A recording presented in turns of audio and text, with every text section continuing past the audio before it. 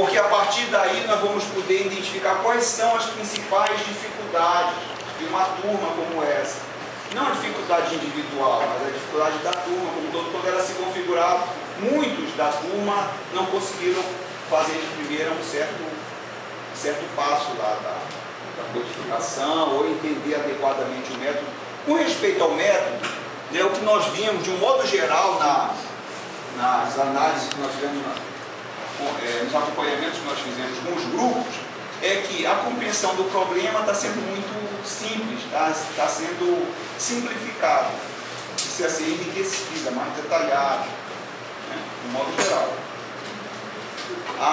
O planejamento do teste também. O planejamento do teste precisa compreender, precisa estar nele registrado todos os testes que forem feitos, testes importantes para verificar se o programa está prevendo todos os casos importantes. A especificação da solução também precisa ser tal que ela represente tudo o que está codificado. Não escrever para cumprir tabela, uma coisa qualquer lá, e depois resolver codificando. Não é essa a ideia. A ideia é que a codificação seja uma tradução do que foi especificado no passo 3. Então nós vamos agora codificar. Existem várias formas de codificar isso aí, várias formas de traduzir. Nós vamos mostrar uma. Né? Então nós vamos receber. Como é que o nome que nós podemos dar? Nós temos que escolher uma interface para esse programa. Né? Essa interface ela já deveria ter sido escolhida aqui, por exemplo. Né? Poderia ter dado um nome para ele. Por exemplo, compara ou relaciona. Poderia ser. Então, nós vamos dar o nome do programa aqui. Ó. Relações, né?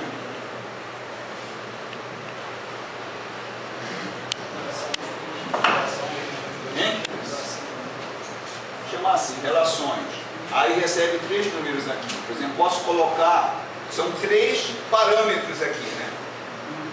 Os 3 parâmetros que vão receber os 3 argumentos.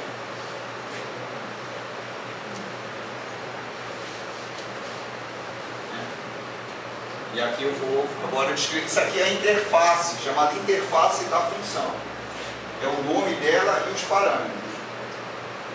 Vou agora descrever a solução.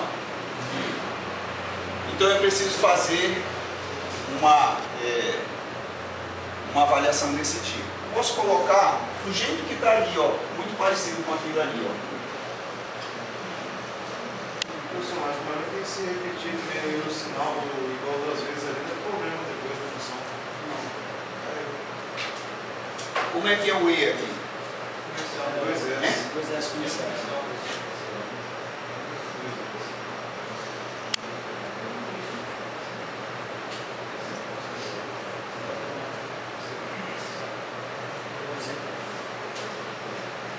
Nós vamos fazer aqui, depois nós vamos testar, tá? Então, se acontecer isso aqui, o que a função vai retornar? Ela vai retornar, por exemplo, isso aqui. Ó. Pode ser assim? Hein? Se não, todo if precisa ter as 2 alternativas, o then e o else. Né?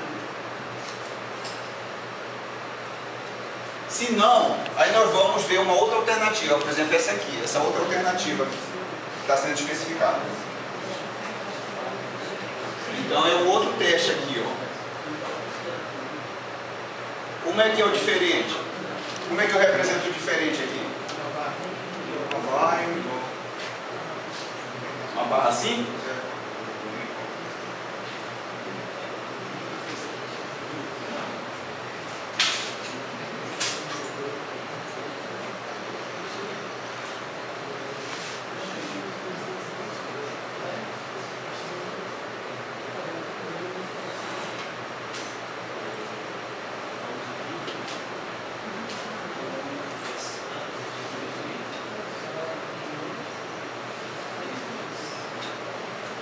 Eu coloquei isso aqui numa outra ordem, mas a ordem aqui não é importante, né?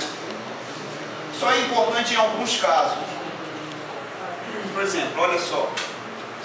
Isso aqui é importante falar. Esse E, ele tem várias formas de ser analisado. Tem várias formas de ser analisado.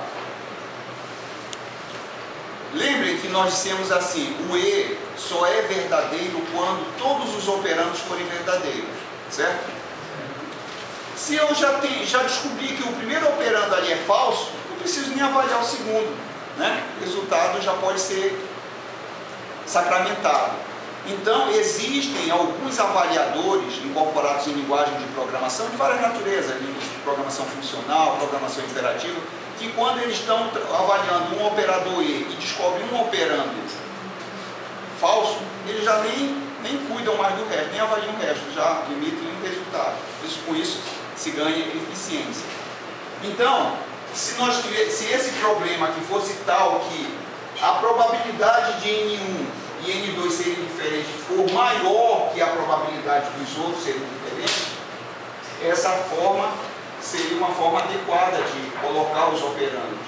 Ou se eu soubesse que depois da probabilidade de N1 e N2, o N2 ser diferente do N3 tem probabilidade maior do que o N1 ser diferente do N3, aí eu escolheria como segundo operando esse cara.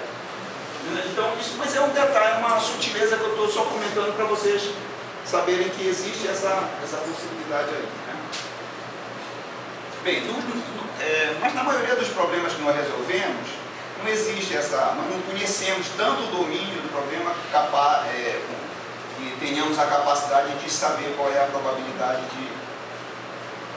desses argumentos serem mais prováveis de ser diferente ou de ser igual do que o.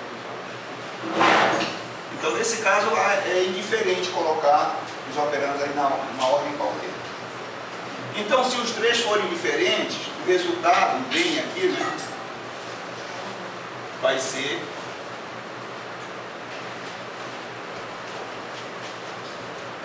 bem. No outro caso, sobra só um caso, né? Se os três não são iguais e se os três não são diferentes, só sobra a outra alternativa, que é dois deles são iguais. Eu não preciso saber quem são dois, né?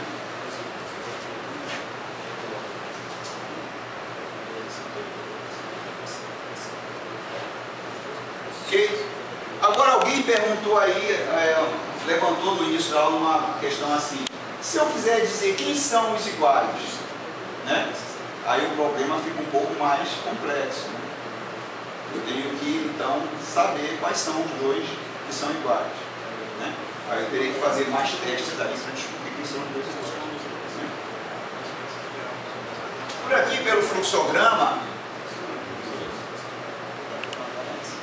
pelo fluxograma, nós sabemos quem são os dois iguais. Estão vendo? Que fica mais fácil de visualizar graficamente. Eu sei que o N1 e o N3 é que são iguais aqui, ó, se eu vier por aqui. Aqui eu sei que o N2 e o N3 é que são iguais. E aqui eu sei que é o N.